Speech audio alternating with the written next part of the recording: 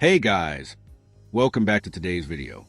We've got a sovereign citizen in court facing off with Judge Fish out of Indiana, who's quickly becoming one of my favorite judges to cover. This video is split into two parts. First, a short segment where she tries to fire her attorney, and then the main portion where the judge lets her explain why she believes she should represent herself. Let's get into it. State, would you please set a record for Tierra Butler? Yes, Your Honor, thank you. This is State of Indiana versus T.R. Butler, cause number 64D012306F65582. Defendant appears in court in person and with counsel, Mr. Steve Pribble. State of Indiana by Gary Gurman. State, are you asking for a jury setting? I am, Your Honor. Okay. I want to note a couple things for the record. Ms. Butler, I received a pro se filing from you yesterday. There were some documents and things mailed to the court. Do you recall doing that?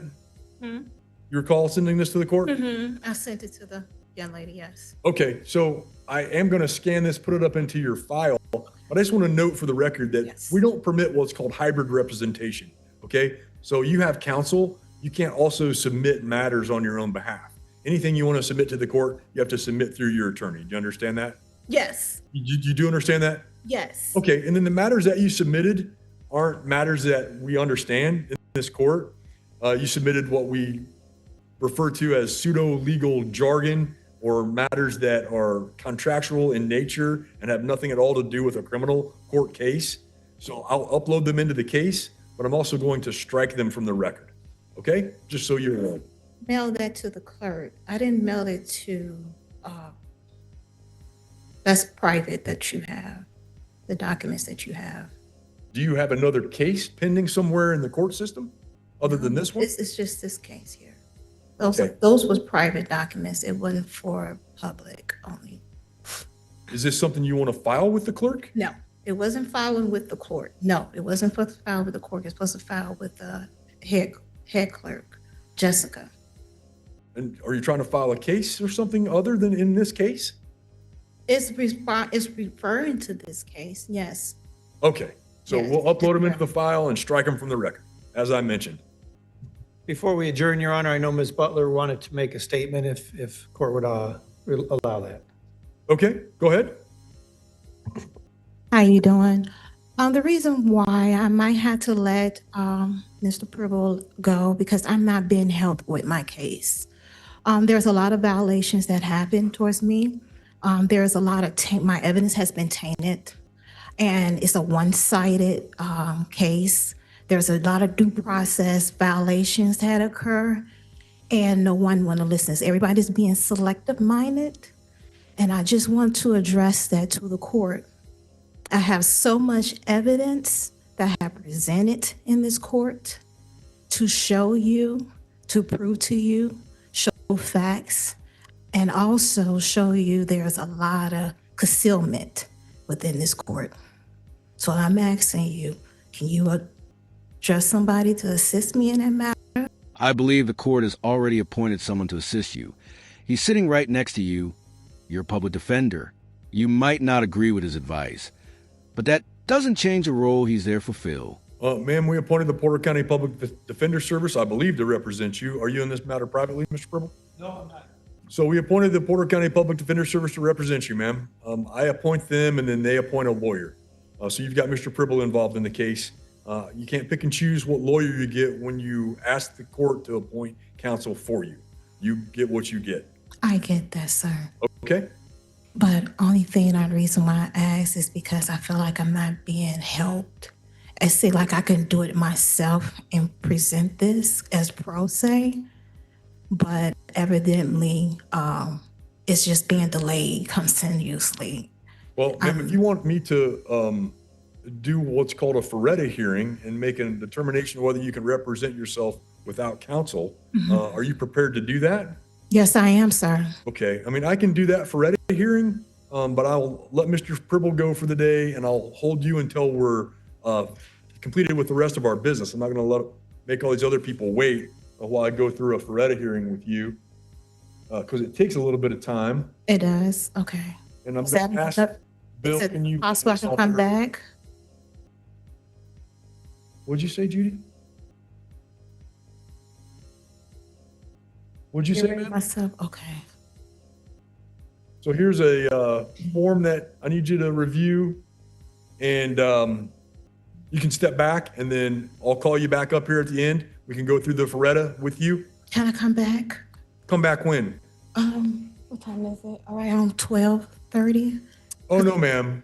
I don't have time at 12:30, but I have time around 11:30. So, I mean, like I'm saying, you can step back. Okay. We'll not conclude your matter today. We'll let Mr. Pribble not have to be present for the Ferretta hearing, since it's just regarding whether she can appear pro se, and I can talk with her directly about that. Okay. So you can wait until the end of our call and then come back and we can handle this. Okay. Thank you. All right. Is that all you had, Mr. Pribble? Yeah, that's all, Your Honor. Okay. Well, I'm glad that you did the heavy lifting. You could argue the defendant has already made things harder on herself through her approach. The court then takes a break so she can review the pro se application, and the judge conducts a Ferretta hearing to explain the risks of self-representation. But from her perspective, those warnings don't seem to land. They're treated more like hurdles and serious cautions, rather than something to take to heart. Tiara Butler, we'll go back on the record in 64D01-2306F65582. I have a request for pro se. She would like to represent herself in this matter. So I'd like to conduct a Ferretta hearing. Yeah, I have one here, but I'll use this one. That's fine.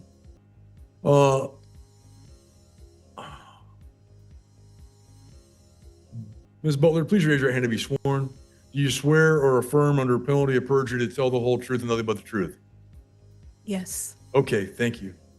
All right. Are you under the influence of any alcohol or drugs today? No. All right. Yeah, we set a trial already. Your trial set for August the 18th and 19th, and you've indicated you want to represent yourself. Did you have a chance to review the pro se waiver rights form I presented you in open court? I looked at it a little bit. Did you sign off on that? No, I did not sign off on it yet. Okay. Would you like to have more time to review it before you sign it? Yes. Can I get the second page, please? Because I have written on the back of it. You have a spare. I'm just gonna give me a whole new one. Can I also address something? You just let me know when I can. Oh, go ahead. When we spoke earlier about the document that was submitted, I just want to inform you that the head clerk is aware of it. Since May 11th, they've been working with me, providing me all the accounting. What you just gotten just now, I think one of your staff did not follow the correct procedures. So I was going to let you know that my estate has not been abandoned. I also want to let you know that I did not appoint anyone to administrate my estate. So, for that being said, I'm coming here with honor, clean hands, and no controversy. I do not want to argue about anything. I just want it to be settled, closed, and gone. Okay, ma'am. Anything else? When you do present another date for me to come in, would I be able to talk about this matter? How this all led up to, because I really never got a chance to even speak to no one. I've been silent. Ma'am, that's what the jury trial's for, okay? All the facts and circumstances related to the case, the state's evidence, everything of that nature would come out during the jury trial. So I need to go through this Ferretta hearing with you, ma'am. Okay. You've indicated you want to represent yourself at trial. You have a right to do that, just as you have a right to have counsel present and have a court-appointed counsel if you can't afford one. But before I make that decision final, I want to make sure you understand what you'll be giving up. You understand you may have a number of defenses which apply to your case, which an attorney is trained to know. Do you understand that? I comprehend. Okay. And do you realize that if you were convicted of the offense in this case, that you're facing a possible penalty on 2 level 6 felonies. So each one of those would carry between 6 months to 2.5 years in prison. So the total combined penalty could be 1 year to 5 years in prison. Do you understand that that's the possible penalty? I comprehend that as well. You realize there are factors the court can consider in increasing your sentence within that range or in decreasing your sentence within that range, and that those are called mitigating and aggravating circumstances, and that a trained attorney knows how to identify those and present those to the court. I comprehend that. Something tells me her idea of comprehend isn't quite the same as everyone else's. Attorneys have developed certain skills in investigating your case, interrogating witnesses, and finding favorable witnesses and obtaining their testimony. They can explain the charges and any lesser included offenses to you. They can gather documents and other kinds of written evidence. They can prepare and file motions before trial, such as motions for a speedy trial, motions for discovery, motions to keep unfavorable information from being received as evidence. They know how to examine and cross-examine witnesses at trial. They can recognize objectionable and unfavorable evidence and promptly object to its use. They can present favorable sentencing information and attack unfavorable sentencing information. At a jury trial, they can present favorable opening and closing statements, prepare appropriate written jury instructions, and select a jury. They have the training, knowledge, and skill at properly preserving the record of the case for purposes of an appeal.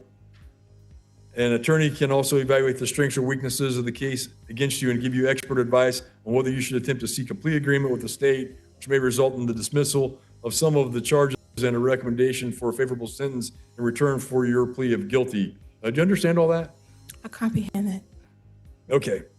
You must understand if you decide not to have an attorney, you will not receive any special treatment with your defense. You have to follow the same rules and procedures in your case as an attorney would have to do. Do you understand that? Yes, I comprehend that. So, okay, so you filed these documents with the court, and these documents make statements about an Office of Executor Observations, findings regarding Porter County Superior Court interaction with Tierra Lene Butler.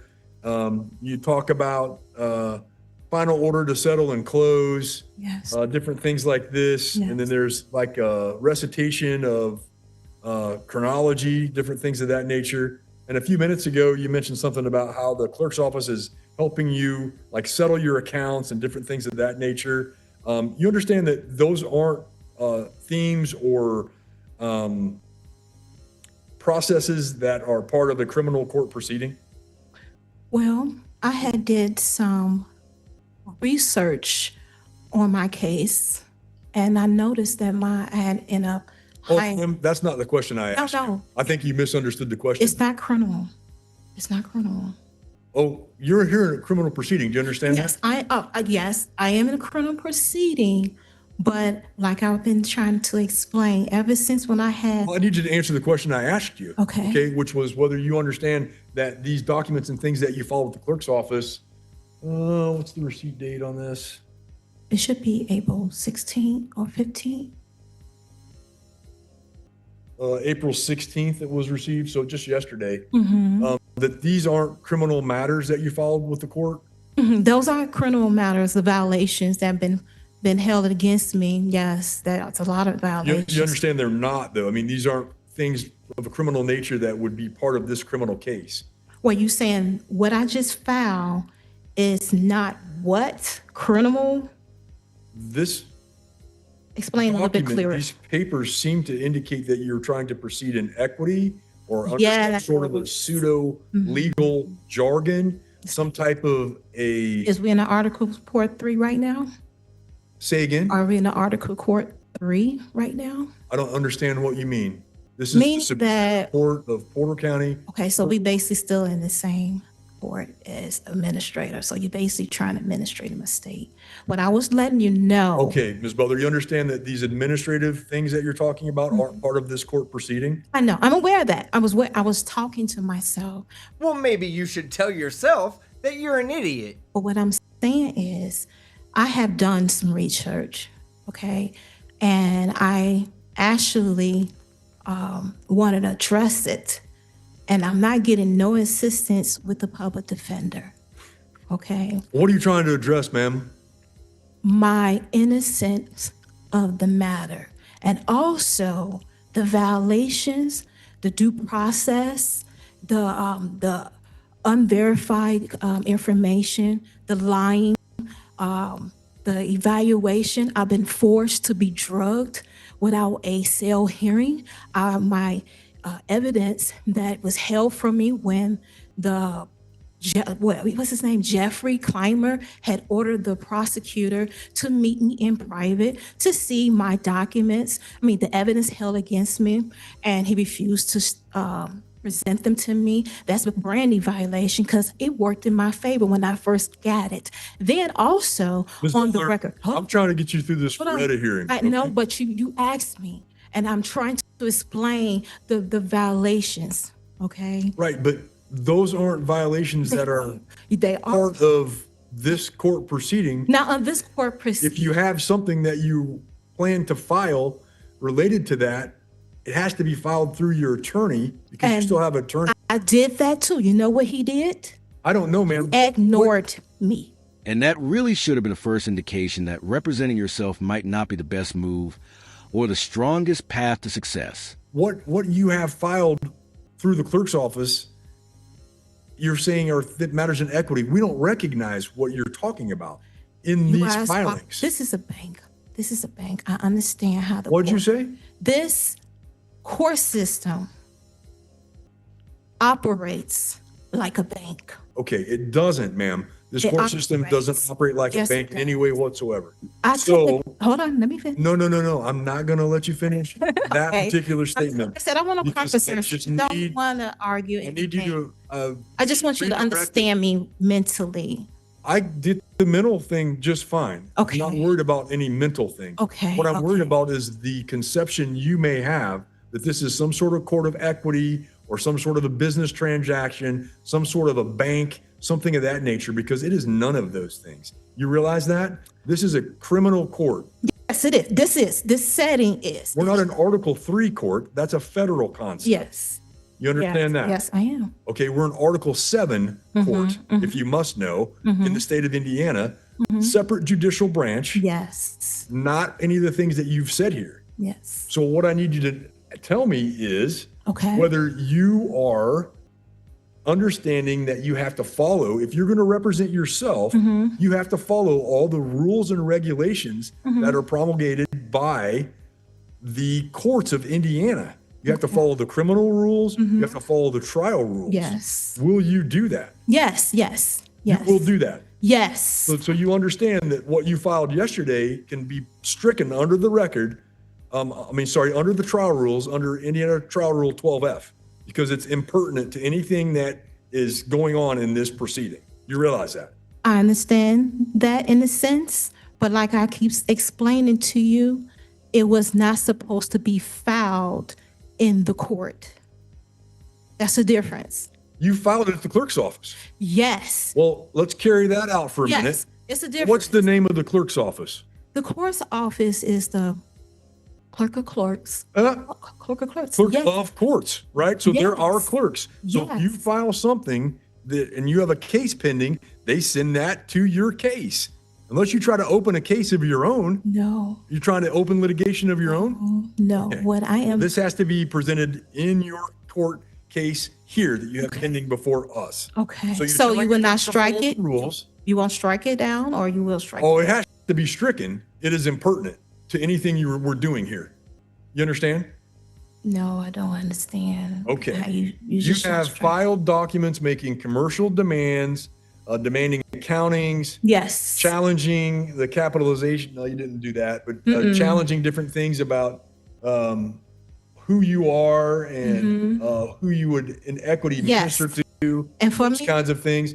Ma'am, you understand those have no basis in Indiana criminal law. okay. You realize But- that? But let me explain. Can I make a statement to you then? You said there's no basis in criminal Go law. ahead. What's your statement?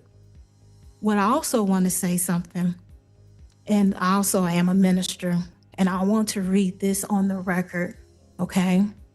And it states that should a man prove himself to be living and not dead, nor lost of sea, his estate must be returned to him with mean profit. I am the living man that has a womb. So you're making that distinction.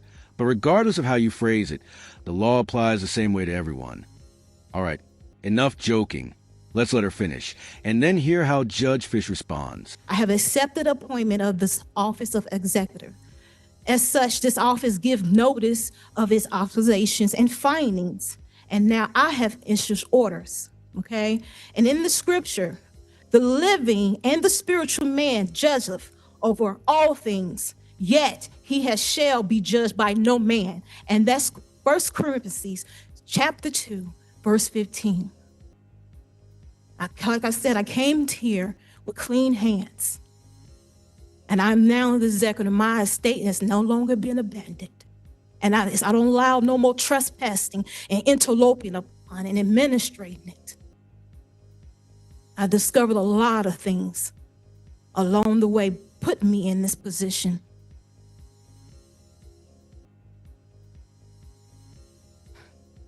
Okay, ma'am. Clean hands is an equitable doctrine. You understand that? This is not a court of equity. If you were in a court of equity, you wouldn't even be given or afforded the right to a jury. I think it's appropriate for me at this time now to terminate the Ferretta inquiry, deny your request to proceed pro se. I'll specifically find that the request is not a genuine attempt to present a legal defense, but a calculated strategy to obstruct and subvert the court's proceedings.